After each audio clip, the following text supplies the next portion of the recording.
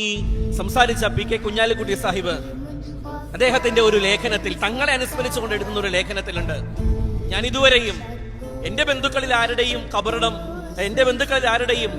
മയ്യത്ത് കെട്ടിലിന്റെ കൂടെ കബറിൽ ഇറങ്ങി ആ പരിപാലനത്തിലൊന്നും ഞാൻ പങ്കെടുത്തിട്ടില്ല. ഞാൻ പരിപാലനത്തിന് വേണ്ടി ഇറങ്ങിയത് തങ്ങളുടെ കബറിൽ മാത്രമാണ്. ആ മയ്യത്ത് കെട്ടിലിന്റെ ഒരു കാല് എന്റെ ചുമരിലായിരുന്നു. പള്ളി എത്തുവോളം കബറിൽ ഇറങ്ങി ഞാനതിനെ പരിപാലിച്ചു.